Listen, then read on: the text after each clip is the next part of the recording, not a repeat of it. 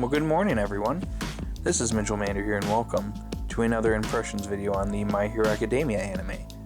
This time we're going to be covering episode 67, or season 4, episode 4, which was another solid episode.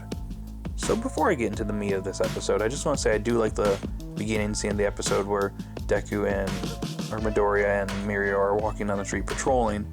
That's when Mirio says, "Hey, we actually don't know each other's heroes' names, so let's tell each other what they are." And I like Mirio's reaction to Midoriya saying his hero name is Deku, but then we learn that Mirio's hero name is Lemillion, which is funny.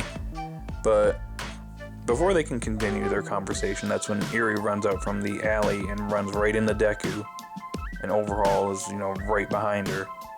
And the thing is, I like this whole scene right here. You just see how frightened Eri is of Overhaul and kind of just how traumatized she is from him.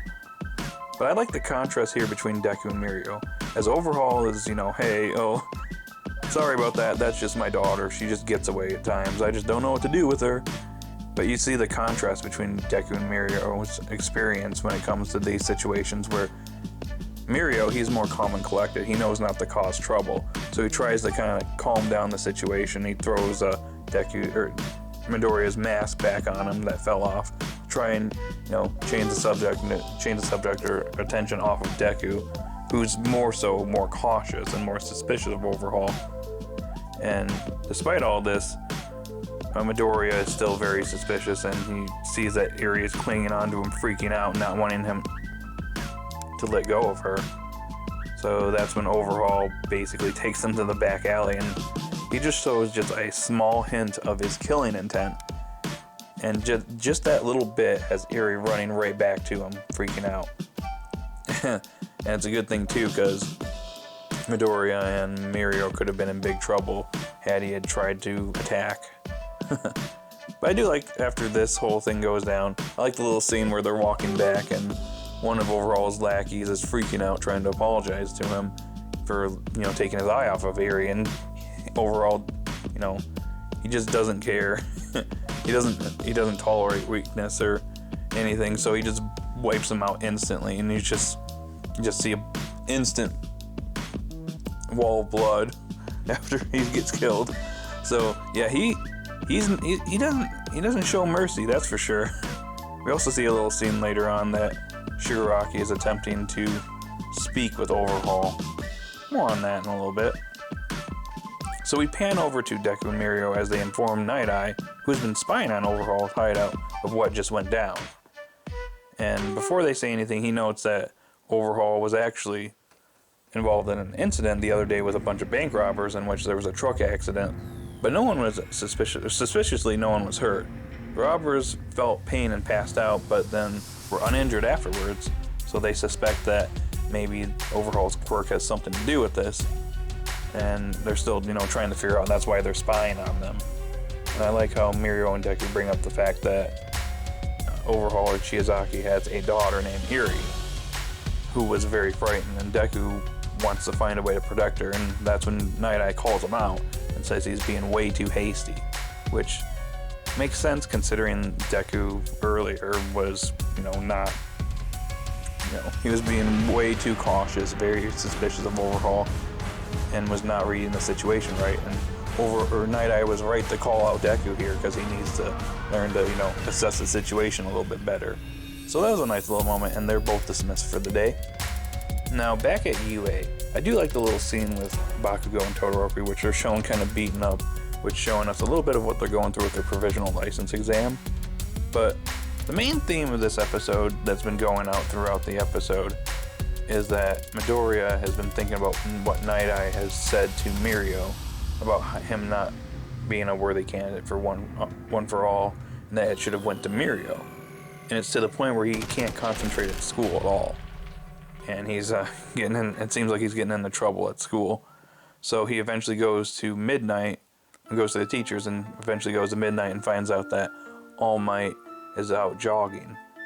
And that's when he runs over and goes and finds All Might.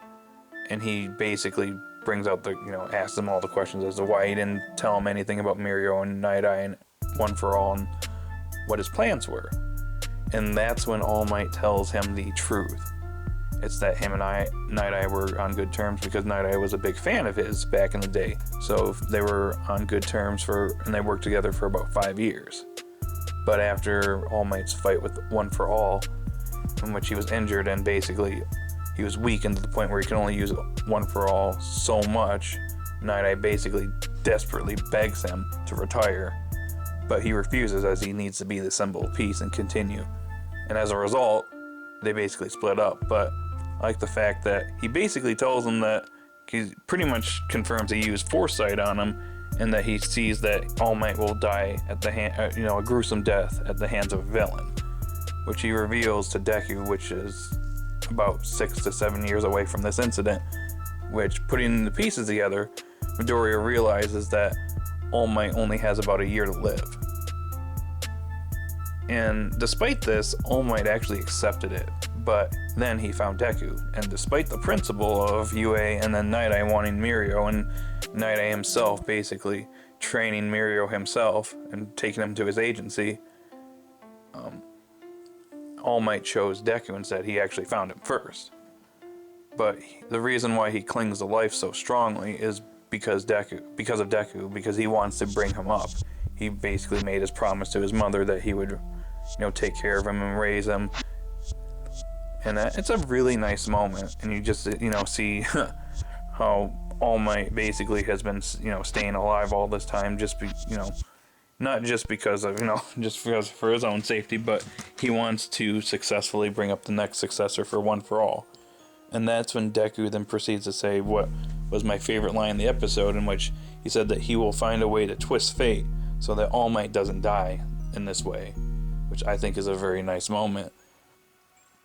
And I guess we'll see what happens towards the end of this arc. How Deku is going to change fate or twist fate. Not gonna get into spoilers, but yeah, just something to look out for. Anyways, I really like this episode. It was a very enjoyable one, and yeah. Anyways, the episode ends with Shigaraki meeting up with Overhaul to talk about his decision whether he wants to join with him or not. So yeah, and that's where it ends, and then we go on to the next episode, which is going to be a Kirishima focus episode. So like I said, this was a solid episode. I'm going to give it an 8.5 out of 10. So guys out there, what did you think of this episode?